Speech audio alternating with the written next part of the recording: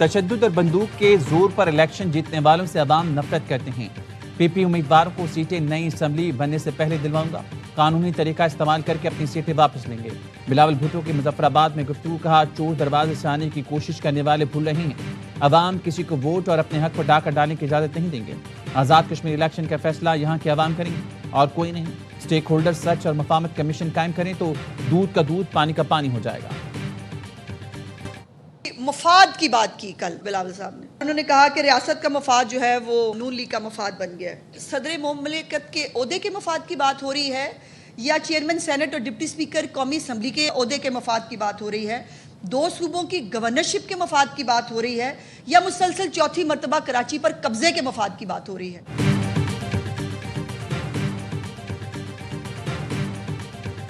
Peoples party धांधली की बारीक वारदात की मास्टर करार। वज़ीर-ए-आला पंजाब ने एक्स पोस्ट में लिखा, पीपल्स पार्टी धांधली की बारीक वारदात की मास्टर है, धांधली का रोना रो रही है। तंज़िया अंदाज में लिखा, क़यामत कितने बजे। वज़ीर इत्तलात पंजाब अज़मा बुखारी ने कहा, कल बिलावल भुट्टो ने कहा रियासत का मफाद नून लीग का मफाद बन गया है। क्या यहाँ पर सदर या चेयरमैन सेनेट के ओहदे की बात हो रही है, दो सूबों के गवर्नर्स की बात हो रही है या सिंध पर चौथी मरतबा हुकूमत की? बिलावल भुट्टो ने कल दिन भर किसी का गिरबान पकड़ा और फिर रात तक पांव पकड़कर वजाहतें पेश करते रहे। अगर हिम्मत नहीं थी तो बोलना नहीं था, अगर बोला था तो अपने बयान पर कायम रहें।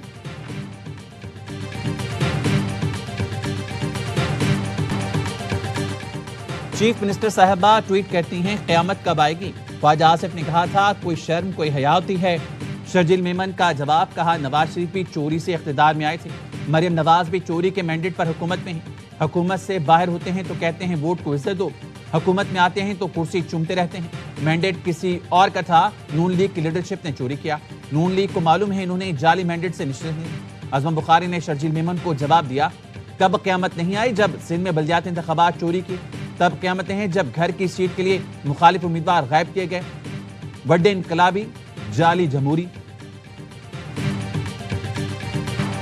कुवैती वज़ीर ख़ारजा की वज़ीर-ए-आज़म और फील्ड मार्शल से मुलाकात। वज़ीर-ए-आज़म ने दोनों मुल्कों के दरमियान ताल्लुकात की मस्बत पेशरफ़्त पर इत्मीनान का इजहार किया। तिजारत, सरमायाकारी, तवानाई समेत मुख्तलिफ शोबों में ताउन के फ़रोग़ के अज़्म का आज़म। वज़ीर-ए-आज़म ने कहा पाकिस्तान खित्ते में अमन के लिए दियानतदार और मुखलिस सालिस के तौर पर किरदार अदा कर रहा है। कुवैती वज़ीर ख़ारजा ने खित्ते में अमन के फ़रोग़ में वज़ीर-ए-आज़म, नायब वज़ीर-ए-आज़म और फील्ड मार्शल की खिदमात को सराहा। कुवैती वज़ीर ख़ारजा फील्ड मार्शल सईद आसिम मुनीर से भी मिले। बाहमी दिलचस्पी के अमूर और इलाकाई सिक्योरिटी की सूरत हाल पर तबादला ख्याल किया गया। फील्ड मार्शल ने कहा पाकिस्तान और कुवैत इलाकाई अमन के लिए मुश्तरका विजन रखते हैं। पाकिस्तान कुवैत के साथ अपने तामीरी ताल्लुकात को इंतहाई अहमियत देता है। कुवैती वज़ीर ख़ारजा ने इलाकाई अमन और इस्तेहकाम के लिए पाकिस्तान के किरदार की तारीफ की, पाकिस्तान की मुसलसल हिमायत और दोनों मुल्कों के गहरे बरादराना ताल्लुकात को सराहा। कुवैत की दिफाई ताउन मुआहिदे की तौसीक पाकिस्तान का खैर मकदम। दिफाई ताउन मुआहिदे की तौसीक बरादर मुल्कों के ताल्लुकात में अहम संग मील करार। तर्जुमान दफ्तर ख़ारजा कहना है मुआहिदा दोनों मुल्कों में दिफाई ताउन, सिक्योरिटी, शराकत दारी को मज़ीद मजबूत बनाएगा। मुआहिदे से पाकिस्तान कुवैत की मुसल्लह अफ़वाज में इदारा जाती रवाबित मज़ीद मुस्तहकम होंगे। पाकिस्तान कुवैती दिफाई ताउन इलाकाई अमन, सलामती, इस्तेहकाम के फ़रोग़ में भी मुआविन साबित होगा। दिफाई ताउन का मुआहिदा जून 2023 में दस्तखत किया गया था। कुवैत के वज़ीर ख़ारजा की दफ्तर ख़ारजा में नायब वज़ीर-ए-आज़म सागदार से मुलाकात हुई। इलाकाई और आलमी अमूर पर करीबी ताउन जारी रखने पर इत्तफ़ाक़ किया गया। दौरे में तिजारत, सरमायाकारी, तवानाई और दो तरफ़ा ताउन के फ़रोग़ पर इत्तफ़ाक़ हुआ।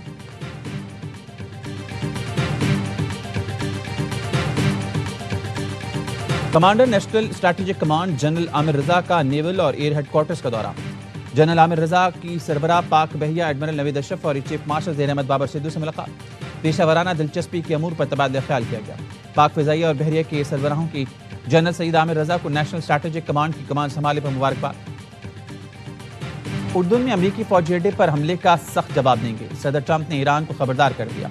फॉक्स न्यूज़ के सहाफ़ी को बताया उर्दू में अमरीकी फौज पर हमला अचानक किया गया। फोर्सेस के पास मिसाइल गिराने के लिए सिर्फ चंद मिनट थे, अब अमरीका इसका भरपूर जवाब देगा। पासदारान इंक़िलाब ने उर्दू में अमरीकी फौजी अड्डे और सेंटकॉम के मरकज़ को निशाना बनाने का दावा किया। अमरीकी फौज के मुताबिक पासदारान इंक़िलाब ने मशरिक़ वस्ती में अमरीकी अड्डों पर मुतअद्दिद बैलिस्टिक मिसाइल दागे, जिन्हें रोक लिया गया।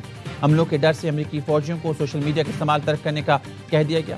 रॉयटर्स के मुताबिक सिक्योरिटी खदशात के बायस बाज़ इलाकों में तैनात एहलकारों से जल्द मोबाइल फ़ोन वापस लेने पर गौर किया जा रहा है।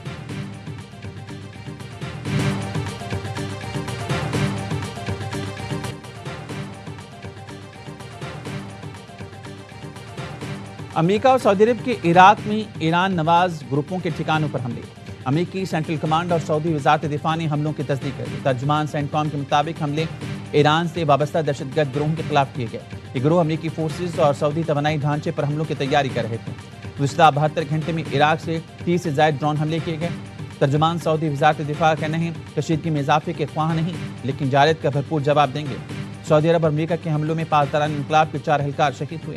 ایرانی میڈیا کی تصدیق، عراق میں گزشتہ شب حملے میں پاسداران انقلاب کی قدس فورس کے 4 اہلکار جاں بحق ہوئے۔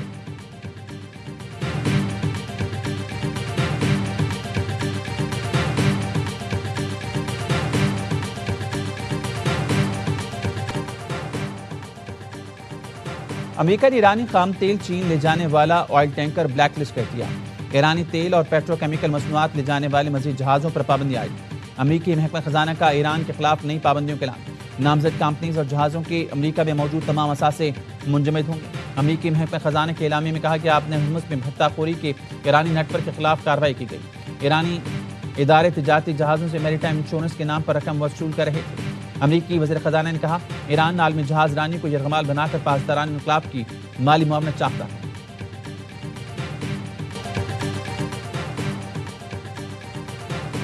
پیٹرول 75 پیسے فی لیٹر سستا کر دیا گیا، جبکہ ڈیزل 2 روپے 24 پیسے فی لیٹر مہنگا ہو گیا۔ پیٹرول کی نئی قیمت 336 روپے 6 پیسے فی لیٹر مقرر، ڈیزل کی نئی قیمت 390 روپے 62 پیسے فی لیٹر ہو گئی۔ اوگرا کی منظوری کے بعد پیٹرولیم ڈویژن نے نوٹیفیکیشن جاری کر دیا۔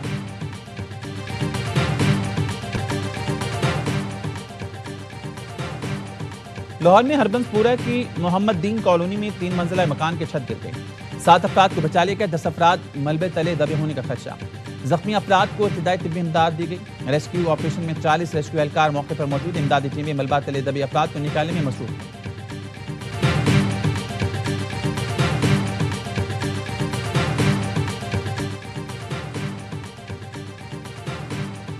کراچی کے تھانہ اقبال مارکیٹ کے علاقے میں محمودیہ چوک کے قریب مبینہ مقابلہ شہریوں سے لوٹ مار کرنے والے 2 ملزم ہلاک۔ ملزمان کو زخمی حالت میں گرفتار کیا گیا، دوران علاج ہلاک ہو گیا۔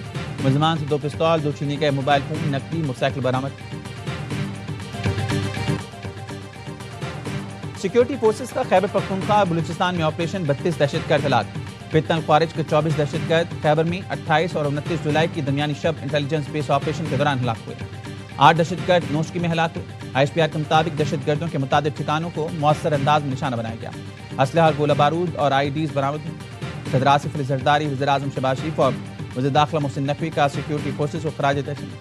صدر آصف علی زرداری نے کہا بھارتی پشت پناہی میں سرگرم دہشت گرد عناصر کے مضموم عزائم ہر قیمت پر ناکام بنائیں گے۔ وزیر اعظم نے کہا دہشت گردی کے مکمل خاتمے تک جنگ جاری رکھیں گے۔ محسن نقوی نے کہا فتنہ ہندوستان کے ناصور کے مکمل خاتمے کے لیے قوم سیکیورٹی فورسز کے شانہ بشانہ ہے۔ کراچی کے علاقے گلشن اقبال میں CTD کے موبائل پر دستے بم حملے میں 2 CTD اہلکار شدید زخمی۔ گلشن بلاک 7 میں نجی یونیورسٹی کے قریب CTD موبائل پر حملہ کیا گیا، دہشت گردوں نے فائرنگ کی۔ زخمی اہلکار طبی امداد کے لیے اسپتال منتقل، حملے میں CTD موبائل کا پچھلا حصہ تباہ ہو گیا۔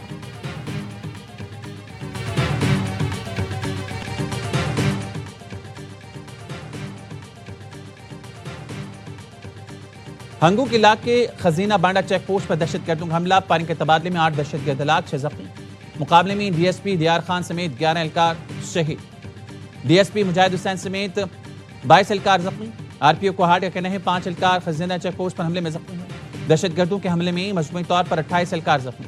زخمیوں اور شہید اہلکاروں کو اسپتال منتقل کر دیا گیا۔ گورنر خیبر پختونخوا کے ہنگو میں خزینہ بانڈا پولیس چیک پوسٹ پر دہشت گرد حملے کی مذمت۔